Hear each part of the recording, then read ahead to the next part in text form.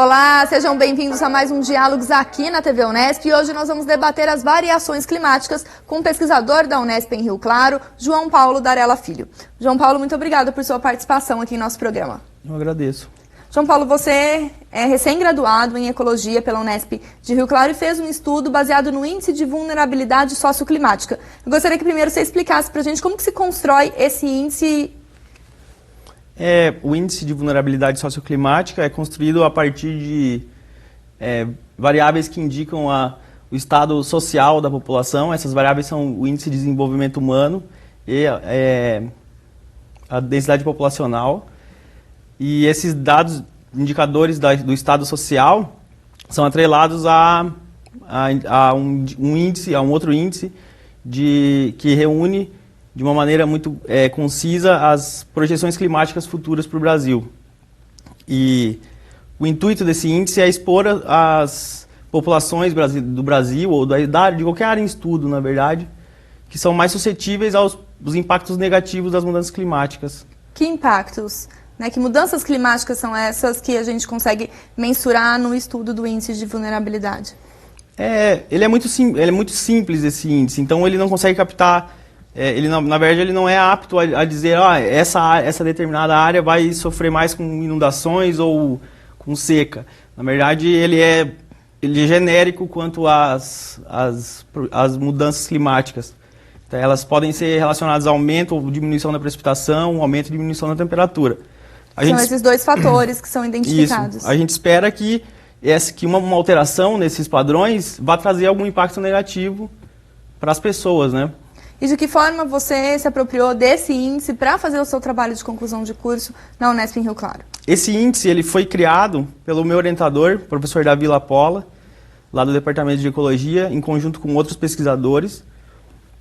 E eles calcularam esse índice para o Brasil no ano de 2012, com dados antigos do ano 2000, do IDH do ano 2000 e densidade populacional do ano 2000, e com projeções climáticas que foram publicadas no quarto relatório do IPCC em 2007. Um relatório internacional. Isso. Eu fiz a atualização, eu peguei dados mais novos do IDH de 2010, densidade populacional de 2010, e atrelei as projeções climáticas que foram publicadas no ano passado. E aí, baseado então nesse índice, fez um novo mapeamento para indicar essas novas regiões do Brasil que poderiam vir a ser. A gente comparou essas duas versões do índice para ver quais seriam os motivos das diferenças entre os dois, né? Na primeira versão do índice, o Nordeste aparecia como uma região que apresentava maior vulnerabilidade socioclimática, junto com as grandes capitais. No caso do Nordeste, a razão de apresentar alta vulnerabilidade era o baixo IDH, e nas capitais é a alta densidade populacional. Então são esses dois fatores populacionais que fazem com que a população em si ela possa sofrer, de certo modo, o maior impacto dessas variações climáticas. Exato. E nesse sentido, baseado na pesquisa do seu orientador, quando que surgiu esse índice de vulnerabilidade socioclimática, o objetivo era realmente fazer esse mapeamento. Isso acarretou algum tipo de estudo prático, alguma pesquisa aplicada? Não, desde 2012 a gente não ficou sabendo de nenhuma utilização desse índice, tanto para a formulação de políticas e para a tomada de decisão. E a gente espera que ele seja utilizado agora na Política Nacional de Mudanças Climáticas, que está em desenvolvimento pelo governo brasileiro. Ele apresentou algumas diferenças assim que que levantaram algumas questões para a gente. Essas diferenças entre as duas versões do índice, em algumas regiões, algumas regiões deixaram de ser vulneráveis e assim, mais vulneráveis, elas diminuíram, o balanço mudou entre os dois mapas. E acho que é um pouco problemático, porque se algum tomador de decisão tivesse usado o índice em 2012 ou 2013 e agora tivesse mudado, eles poderiam perder a confiança nessa ferramenta, né? Então, para a gente, apesar de ter sido um ponto negativo, foi bom ter descoberto isso, foi bom a gente ter pensado nesse problema, porque no futuro novas abordagens podem ser tomadas para... Pensando nesse mapeamento que vocês realizaram de comparação desses dois índices, Que regiões foram essas que tiveram essas diferenças substanciais? Manaus, por exemplo. Manaus era uma região, a região de Manaus apresentava um alto valor do índice na versão de 2012. E agora ela já apresenta um valor muito mais baixo. E Manaus comporta milhões de pessoas, né? Por uma questão da densidade populacional, que era que fazia com que esse índice elevasse. Na verdade, a mudança em Manaus foi causada mais pelas alterações nas projeções climáticas do IPCC. Os modelos que foram utilizados em 2007 e os modelos que foram utilizados em 2013 apresentaram algumas diferenças naquela região de Manaus, e isso acarretou mudanças. Nessa questão da vulnerabilidade. Final, que outras regiões do Brasil, João, a gente consegue identificar? Na nova versão, os maiores valores ficaram em toda a faixa que vai do norte do estado de São Paulo até o sul da Bahia. E, de maneira geral, nas capitais de todos os estados, assim, da maioria dos estados, apresentaram altos valores. Em contraste com a primeira versão, onde os maiores valores ficaram na região nordeste do Brasil, de maneira geral. Por que você acha que houve, com base no seu estudo, o porquê dessa alteração? Nas nossas análises, a principal causa foi as diferenças entre os modelos climáticos. O índice de desenvolvimento humano teve uma pouca influência na diferença entre os dois índices, as duas versões do índice, né? E vocês acreditariam que essa questão do IDH seria substancial para ter um resultado diferente do que vocês observaram agora? O IDH ele tem um peso pequeno nas diferenças. A gente acredita que, com o tempo, essas diferenças vão aumentar. A tendência é que, se o Brasil continuar nesse ritmo de melhora do desenvolvimento humano, daqui a 10, 20, 30 anos, a gente consiga perceber uma diferença no índice uma diferença mais intensa no índice, né? Nessas mudanças das regiões que são mais e menos vulneráveis, então. Isso. Então a gente continua então no próximo bloco aprofundando um pouco essa questão dos resultados que você observou, até em comparação com o índice que você fez em outros países, para que a gente consiga mensurar um pouco a importância de observarmos com mais cuidado essa questão do índice de vulnerabilidade. Certo. O Diálogos faz uma pausa e já volta.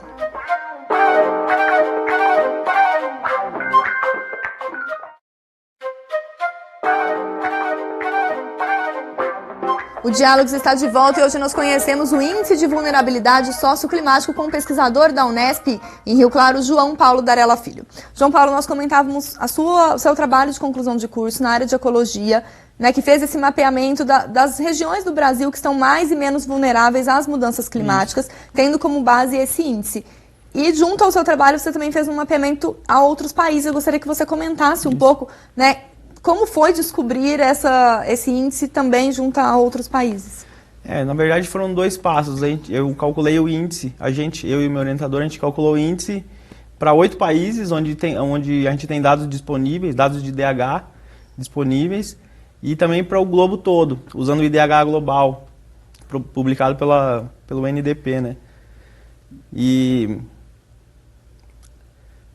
a gente pôde ranquear várias cidades do mundo, quais são mais vulneráveis, e a gente vê a gente viu um misto em regiões como a África, baixíssimo desenvolvimento humano, causando alta vulnerabilidade. Em outras regiões, alta densidade populacional, como a Índia e a China, que apresentam alta densidade populacional. Foi uma experiência interessante poder olhar a vulnerabilidade em todos esses países. Que outros países, Então você citou o continente africano, que países da África? A gente calculou para a África como um todo, usando o IDH na escala de país, e eu calculei o índice para a Tanzânia também, usando as divisões administrativas do país, daquele país. E para a Rússia, China, Estados Unidos, Argentina, México, a Tanzânia, eu acho que foram só esses que eu consegui encontrar os dados com mais facilidade na internet, os dados de IDH. E de que forma você consegue fazer um paralelo desses dados, desses países, diante dessa relação do índice de desenvolvimento humano, a densidade populacional e a projeção climática? Para esses países e para essa versão a gente não consegue ter uma comparação porque foi só calculado só para um tempo, né? A gente teria que ter, para o índice funcionar dessa maneira, para a gente poder ver, visualizar a evolução da vulnerabilidade com o tempo, a gente teria que ter mais observações, calcular para o ano 2000, para o ano 2010, para o ano 2020. E é possível fazer algum tipo de comparação com as regiões brasileiras diante desses dados? Então, Sim. Por exemplo, baixo desenvolvimento humano? Sim, claro. As capitais, por exemplo, a gente pode comparar com a Índia e a China, que são regiões onde tem muita gente. Essas regiões têm uma maior suscetibilidade de serem afetadas por escassez de alimentos, por epidemias, por secas, como a gente viu em São Paulo, né? Na região metropolitana de São Paulo nesse ano que passou. A gente pode ver também o baixo desenvolvimento humano no Nordeste do Brasil, no Norte de Minas, né, também, comparando com os países da África. E de que modo que você acha que a divulgação desses dados, né, pode contribuir para a questão de política pública, que nós antecipamos um pouco essa questão no bloco anterior? É importante que os tomadores de decisão, que os formuladores de políticas, eles tenham em mente que essas ferramentas estão disponíveis para eles. Eles podem utilizar isso para tomar decisões mais acertadas e para reverem as decisões e para manutenção dos planos, né, com o passar do tempo, porque a vulnerabilidade é muito dinâmica e ela é muito heterogênea no espaço também. O nosso índice ele vê a vulnerabilidade de longe, mas cada lugar tem a sua peculiaridade, né? Tem as suas vulnerabilidades específicas. É possível fazer isso para uma região dentro de uma cidade, Isso, por exemplo? Isso, é o que tá se fazendo agora no Laboratório de Ciências do Sistema Terrestre. A gente está dando um passo à frente nesse índice e calculando para algumas regiões metropolitanas do Brasil, que são os próximos resultados. Para que a gente tenha uma aplicabilidade que pareça ser mais visível e mais próxima do cidadão mesmo. Isso. Você acredita que esse índice ele tem esse alcance junto ao cidadão, né? Nós falamos dessa questão do poder público, de quem pode tomar esse tipo de decisão, que pode olhar com mais cuidado para esses dados e manter, né, essa atualização dos dados, mas você acha que o cidadão em si, se de repente se depara com a divulgação, com a sua entrevista neste programa, por exemplo, pode tomar algum tipo de atitude que ajude, né, a olhar com mais carinho para essa questão sim. da vulnerabilidade? Os cidadãos podem cobrar os seus governantes, né, e exigir políticas de adaptação às mudanças climáticas que já estão aí. A gente está vendo o clima mudar cada vez mais rápido e, infelizmente, quem não se adaptar vai perecer. E a gente vem, o Sul, assim, e o Brasil vem experimentando um crescimento no desenvolvimento humano. As mudanças climáticas, elas podem reverter todo esse processo de crescimento. Então, é dever de todos os cidadãos, de todas as pessoas do Brasil e do mundo, cobrarem os governantes para que eles trabalhem buscando a adaptação às mudanças climáticas. Uma outra forma também de incentivar esse trabalho é fazer divulgação científica, né? Tanto dentro da academia para fomentar outras pesquisas nessa direção e também para que se conheça os resultados obtidos. Isso.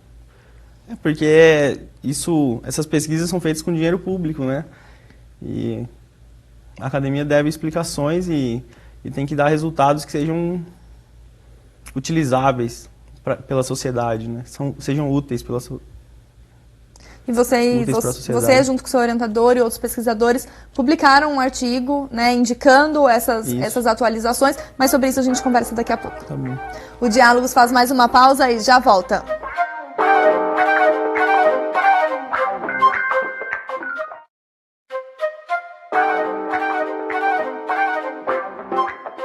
Estamos de volta com os Diálogos e hoje o nosso tema é o Índice de Vulnerabilidade Socioclimática com um pesquisador que recebemos aqui no estúdio, João Paulo Darella Filho. E o orientador desse estudo que nós comentamos aqui do Índice de Vulnerabilidade Socioclimática é o professor Davi Lapola, também da Unesp em Rio Claro, que nós vamos ouvi-lo agora no Ponto de Contato.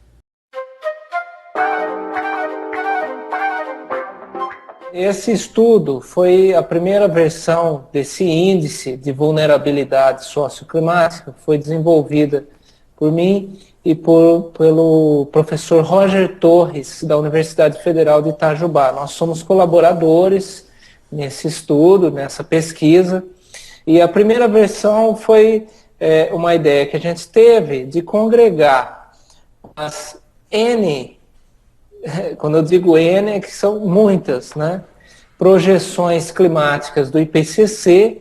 O IPCC ele usa aí em torno de 30 modelos climáticos desenvolvidos por diferentes centros de pesquisa do clima ao redor do mundo. Então você tem mais ou menos 30 modelos. Geralmente o IPCC usa 4 cenários de emissões de gases de efeito estufa, né? Então esses cenários que vão prover diferentes forçantes, vamos dizer assim, para esses 30 modelos. Então você pega 30 modelos, 4 cenários, você vai ter mais de 120 projeções climáticas. Você joga isso, essa quantidade de informações, na mão de um tomador de decisão, ele não sabe o que fazer, né? Uma projeção está indicando para cá, outra está indicando para lá, uma diz que vai secar, outra diz que vai chover mais. E foi justamente nessa motivação que a gente usou um índice que, diga-se de passagem, já era desenvolvido, que é o Índice de Mudança Climática Regional, né? Eu acho que o João deve ter explicado isso também. Ele simplesmente pega essas 100 e tantas projeções do IPCC, 100 e tantos mapas, e congrega em um único índice, um único mapa. Se a gente for olhar para o lado social, né, das pessoas, que foi a primeira coisa que nos ocorreu, se você não sabe, por exemplo, onde estão as pessoas, não tem muito significado você falar, vai ter mais mudança climática ali do que aqui, né? Então a gente pegou, e aí que entra a maior novidade do estudo, foi juntar esse índice de mudança climática com indicadores sociais. Sabendo onde estão as pessoas e as condições sociais delas, a gente acha que seria uma boa forma de prever quanto essas pessoas estariam vulneráveis a mudanças climáticas. E foi isso que a gente fez lá em 2012, saiu um estudo, na mesma revista até. E o estudo que foi feito agora, ele usou o mesmo método, mesma coisa, só que com dados mais atualizados. Mas esses resultados, eles são importantes para o tomador de decisão, ele ter informações sumarizadas sobre mudanças climáticas e os impactos que mudanças climáticas podem trazer diretamente para as pessoas, tá? Não estamos avaliando aqui impacto para a agricultura, para a indústria, não sei o quê, diretamente para a vida das pessoas, né? E nós temos, por exemplo, agora no governo federal, está sendo elaborada a Política Nacional de Adaptação a Mudanças Climáticas. Isso aqui, como até é mencionado no artigo, serve super como um insumo para direcionamento dessa política federal. Quer dizer, o tomador de decisão olha para esse mapa e diz onde é prioridade eu fazer investimento para adaptação às mudanças climáticas, onde eu deixar a população mais preparada, né? Então essa, sim, sem dúvida, é a utilidade primordial que esse estudo traz, né? O artigo que saiu na revista Climatic Change, né, é uma revista muito séria, tudo bem, não é uma revista top, né, como a Science ou a Nature, mas é uma revista muito séria, dentro da área desse tópico de mudanças climáticas, né, uma revista internacional, tem bastante visibilidade, e você tem um aluno de graduação já publicando, né, e até liderando, ele falou que eu desenvolvi o método, mas ele que liderou ali o braçal mesmo, de fazer a pesquisa, correr atrás dos dados e tal. Você ter um aluno de graduação liderando é sinal dos tempos, sabe? É sinal de alunos muito comprometidos, né? Não são todos que são assim, mas aqueles que são assim, a gente tem mais que incentivar, acho que é super importante, e leva a coisas leva a consequência disso é exatamente o que aconteceu com o João. Ele, com a publicação desse artigo, ele mostrou uma maturidade acadêmica que o permitiu ingressar diretamente no doutorado já. Então, ele terminou a graduação dele e já foi para um doutorado direto, né? Eu acho que é isso que as agências de fomento vêm incentivando, né? A gente trazer essa seriedade cada vez mais para baixo no nível de formação do aluno, né? Então vejo com excelentes olhos, sim, vejo com muito bons olhos. O aluno está envolvido nesse nível de pesquisa, revista muito séria, importante na área, bom fator de impacto.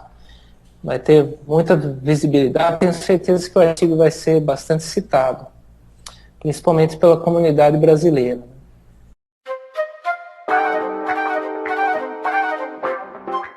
João, diante dos resultados que vocês obtiveram, do trabalho em continuidade que vocês têm no laboratório na Unesp em Rio Claro, né, fazendo um balanço, qual que é a grande contribuição de fazer essa atualização, além da questão da política pública que nós comentamos?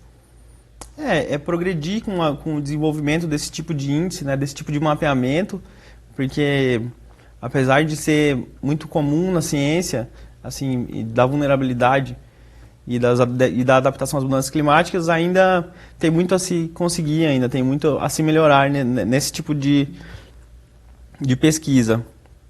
Eu acho que é isso.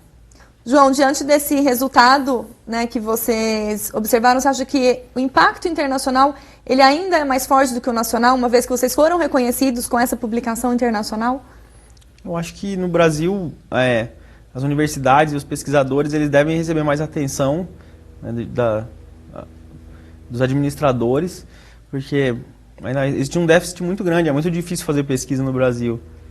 E a gente espera que cada vez mais os pesquisadores brasileiros publiquem nos periódicos internacionais, que façam pesquisas relevantes e que isso mostre que o caminho da ciência é, né, o caminho do conhecimento. Ele deve ser valorizado. E você agora entrou para o programa de pós-graduação na Unesp em Rio Claro, dando um olhar, né, diferenciado para essa questão do clima. Eu gostaria que você comentasse um pouquinho sobre isso, de modo a incentivar outros alunos, que seja da Unesp em Rio Claro, de outras universidades do país, a também se debruçarem, né, sobre essa questão climática. Agora, o novo trabalho é com as plantas da Amazônia. A gente vai investigar como as plantas vão responder às mudanças climáticas, à alteração de dióxido de carbono na atmosfera no decorrer do século XXI. Eu acho que é muito importante, porque a floresta amazônica é importante para o mundo todo, né? E conhecer e tentar descobrir e entender o futuro dela é o meu novo desafio junto com o professor Davi Lapola. Eu gostaria de desejar sorte, então, para você, frente a esses novos desafios, e convidar a todos que tiverem interesse em conhecer a publicação de vocês e o trabalho que vocês desenvolvem. Muito obrigada por sua participação. Muito obrigado. Muito obrigada. O Diálogos de hoje fica por aqui. Se você quiser rever esse programa e entender um pouco mais sobre as variações climáticas, acesse o nosso site. Obrigada pela companhia e até a próxima.